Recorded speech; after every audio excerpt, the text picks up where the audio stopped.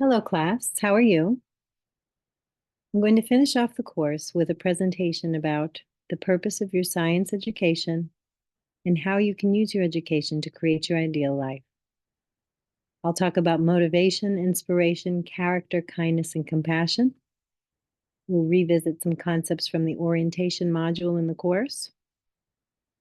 And we'll review some of the concepts from Chemistry 2A this semester that we've learned. Shown here is an artistic image of one of my research students named Daisy in the lab, pipetting DNA strands to form DNA enzymes. As you recall from the first week of the course, we looked at the most astounding fact. The fact that the atoms that compose us and everything on Earth were cooked in the crucibles of the stars. We are star stuff.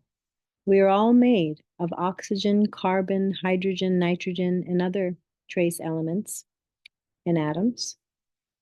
And this can give us a level of empathy and understanding of one another. The most important scientific fact of our time is that all things are made of atoms, small particles that are constantly moving, that are attracted to one another at great distances.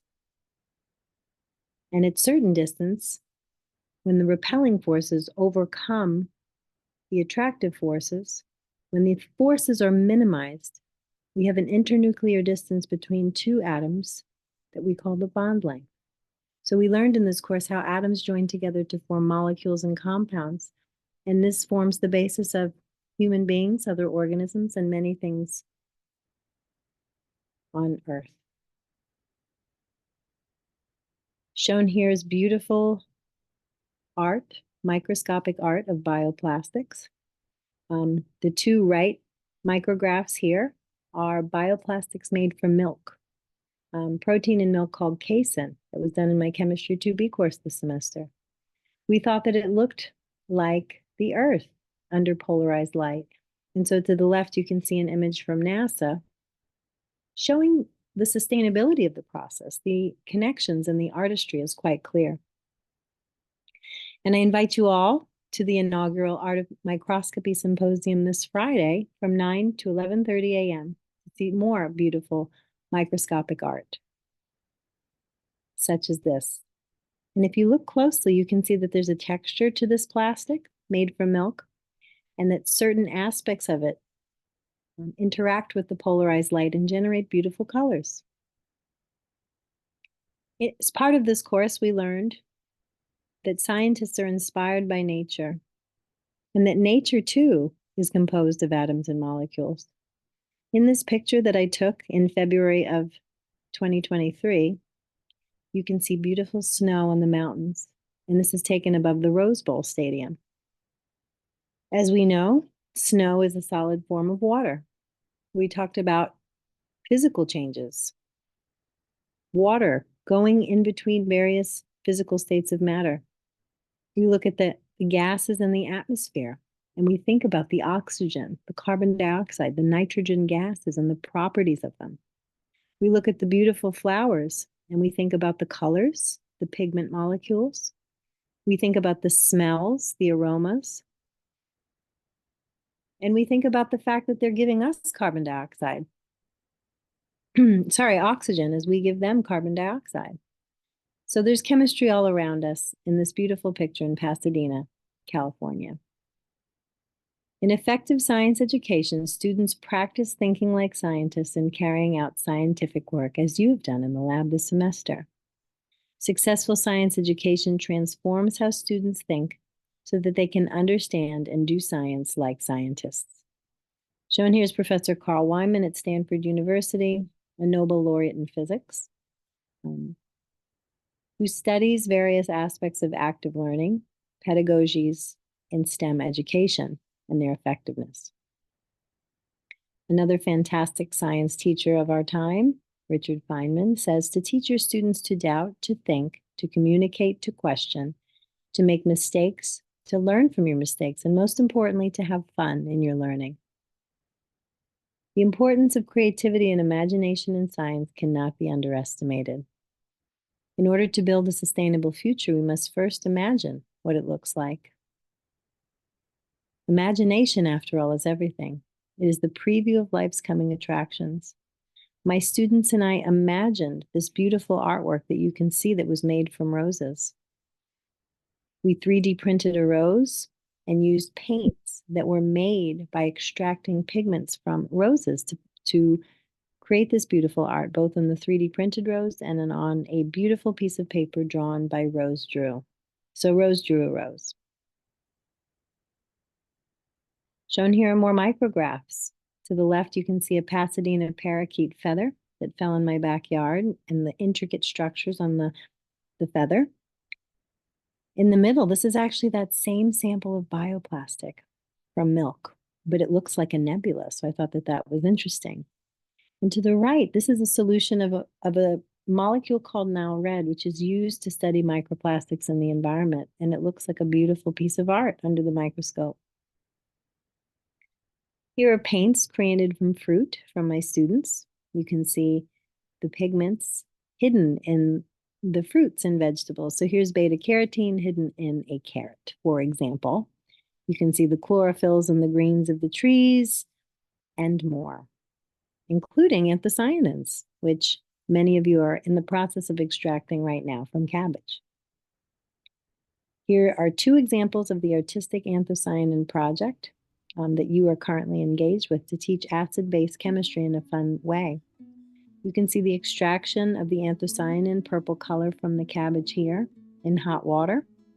And you can see that it is changing colors based on a chemical reaction with either acids or bases. And a beautiful bird painted with those lovely paints. Over here, you can see a beautiful piece of art also created through artistic anthocyanins. This planetary boundaries figure here was created with artistic anthocyanins, and the student cleverly showed the zones of uncertainty, the red zones of the 9 planetary boundaries, using the artistic anthocyanin project, which can be connected to ocean acidification and climate change. To the left is a graphic design made by a previous student of mine to illustrate the interconnected nature of students and nature, or human beings and nature, surrounded by the planetary boundary framework to show that an individual's choices are integrally related to nature and to the planet's boundaries.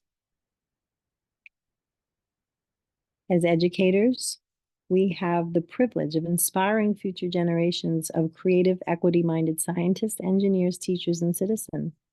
Shown here are various outreach events put on by my students and I, whether it's the STEAM Academy, where they're building a smart watering apparatus for plants that they had planted, Girls Science Academy, where they're making natural paints, high schools in downtown LA, where they're doing DNA origami. And then here's Frida, my student, and John, teaching the girls how to use Arduinos to program the watering devices that they built. It is the supreme art of the teacher to awaken joy and creative expression and knowledge. Albert Einstein said this during a talk on the importance of science education here at Pasadena City College in 1931 as he dedicated the planetarium to us. As we have learned, chemistry is a laboratory-based science. We employ the scientific method. Here I am in the hood making a molecule called luminol, which is used in crime scenes to detect various bodily fluids because it lights up, it luminesces.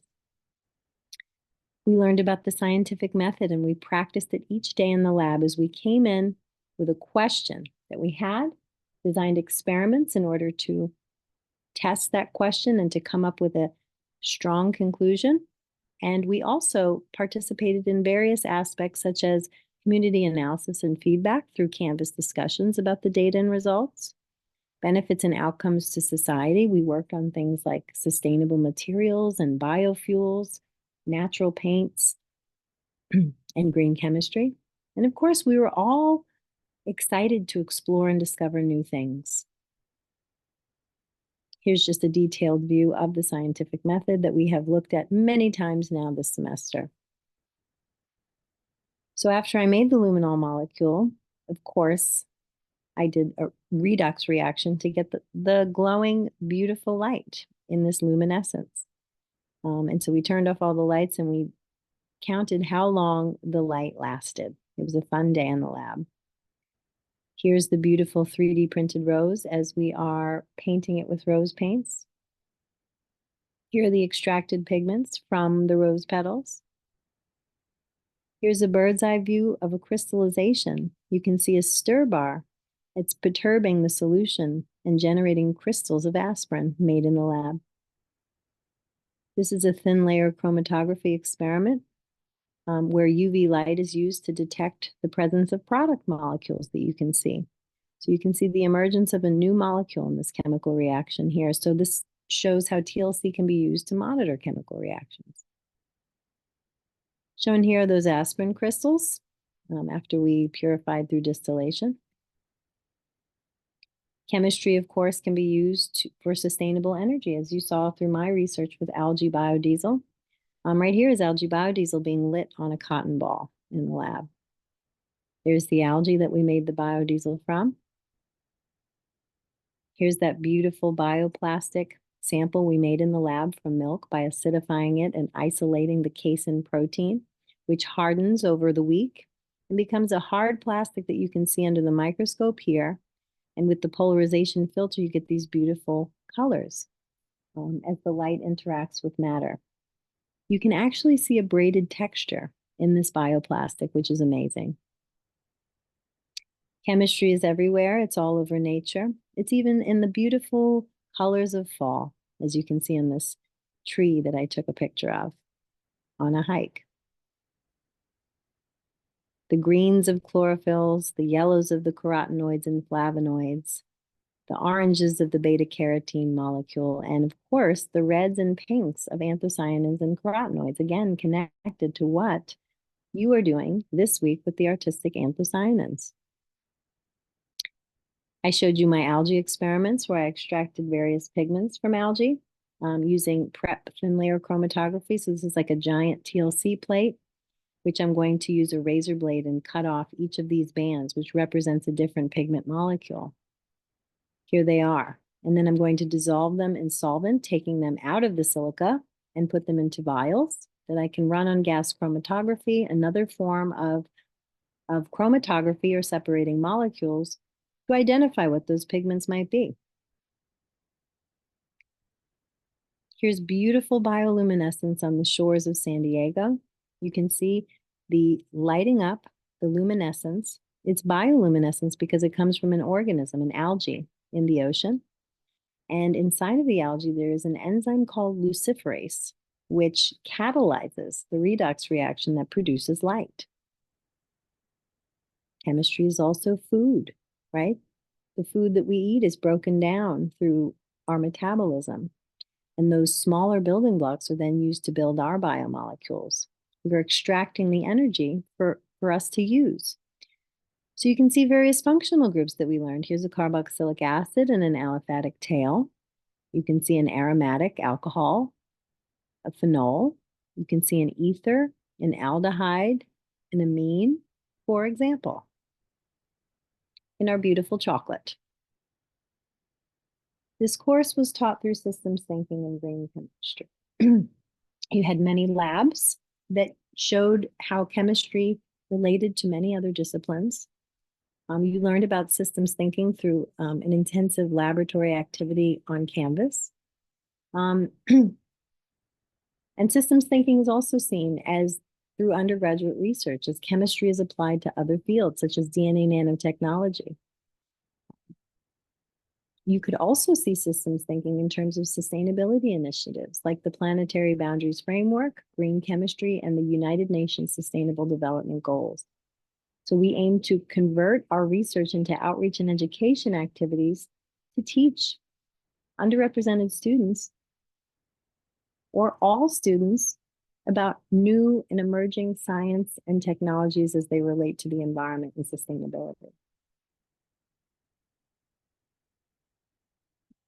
Here we are making algae biodiesel in the lab at Girls Science Day, at PCC, at a high school in San Diego I did outreach to. Here we are measuring the energy density of the fuel through calorimetry, which we learned about in this course. Here we are making biodiesel from soybeans in the high school classroom and comparing it to algae biodiesel. Here's my research group at PCC. We call ourselves the PCC Nanostars. You've seen various aspects of this research in the course as I use it to illustrate chemical principles such as hydrogen bonding, catalysis, phase transformations. Up here you can see Selena looking at DNA condensates or glowing DNA liquids that have a fluorescent molecule called Texas red attached. So you can clearly see that on the microscope.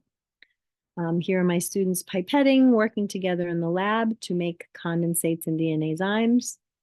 And then again, another instance of forming glowing DNA liquids and visualizing them on the microscope. Over here, Eliana Reyna and I are setting up a peroxidation reaction using DNA-based enzymes. And we're pretty excited, as you can tell by the picture. Each of the labs employed the principles of green chemistry. We've written reflections, we've done assignments. We now have a much greater understanding of green chemistry. Through our NASA Images of Change assignment, we learned about climate change and the modern impacts on our planet Earth. And each day in the lab, we emphasize new principles of green chemistry that we understand how to do this in a sustainable and environmentally friendly fashion, right? Green chemistry emulates nature. It uses renewable materials that biodegrade easily in the environment. Just looking at the plastics thing, today in class, I showed you microplastics we detected in the LA River and in our home water taps.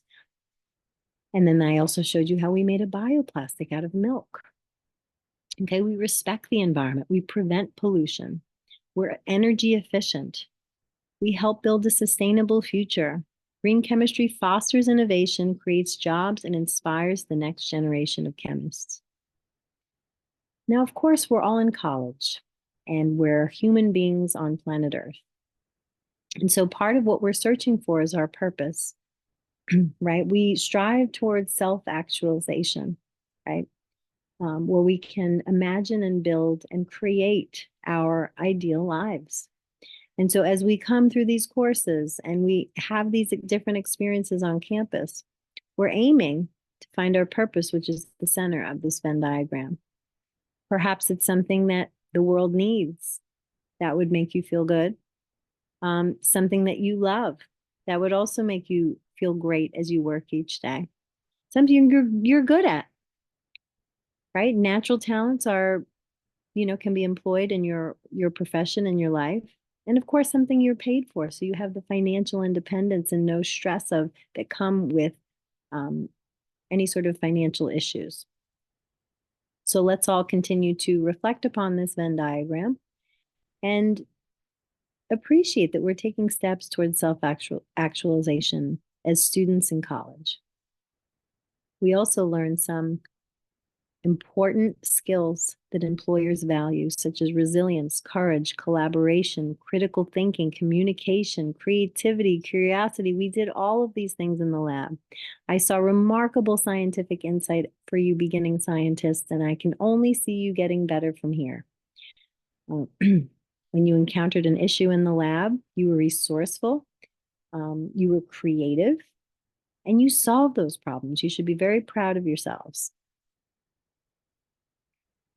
In the 4D meta-learning framework, the learner is at the center of this Venn diagram, where we acquire skills, such as those aforementioned, modernized knowledge. You're learning chemistry of algae biofuels, for example, and bioplastics. Character, which is, to me, the most important thing: curiosity, courage, resilience, ethics, and in my opinion, kindness. And then metacognition, which is thinking about how we think, right? We saw pictures of neurons and brain plasticity. And we looked at the neurotransmitters involved in the process of generating thoughts and ideas. So this is important to be self-reflective as we're learning. We wrote a lot of reflections. And then, of course, what motivates us? Champions share many characteristics, none of which are determined by their talents. A champion has the courage to risk failure, knowing that setbacks are lessons to learn from. A champion uses an event to gain greater self-knowledge as well as feedback on physical improvement. A champion trains their thought processes as well as their body to produce a total approach to performance. A champion understands their weaknesses and trains to strengthen them. A champion actively creates a life of balance, moderation, and simplicity. Values that help improve their life. A champion views competitors as partners who provide challenge and the chance to improve. A champion understands performances are like a roller coaster with many ups and downs, and that you have to accept both the good and the bad. A champion enjoys science and life for the simple pleasures it provides. A champion has vision. A champion dreams of things that haven't been and believes they are possible. A champion says, I can. Weakness of attitude becomes weakness of character. And all of you have displayed a wonderful, positive growth mindset and a positive attitude in this course. The most beautiful experience we can have is the mysterious. It is the fundamental emotion that stands at the cradle of true art and true science. And in the words of one of my heroes, Martin Luther King Jr., he says the function of education is to teach one to think intensively and to think critically. Intelligence plus character, that is the goal of true education.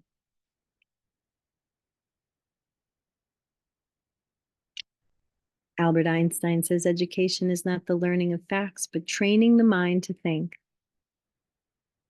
And in my opinion, the most important thing is education of the heart.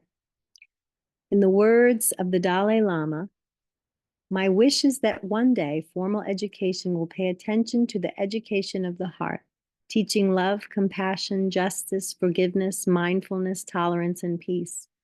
This education is necessary from kindergarten to secondary schools and universities. I mean social, emotional, and ethical learning. We need a worldwide initiative for educating heart and mind in this modern age. Ideal characteristics that you should try to live by: integrity, accountability, perseverance, resilience, positive attitude, and kindness and compassion. And so I try to live by these values each day as a teacher. I see this as an art, and I see this as the supreme art. It is the supreme art of the teacher to awaken joy in creative expression and knowledge. Good luck and have fun in your studies as you close out this course. I'm proud of you. It's been a wonderful journey. And just do your best and finish strong. Always do your best, be self-reflective, and be kind to others. Thank you so much for being part of this course, and I wish you the best.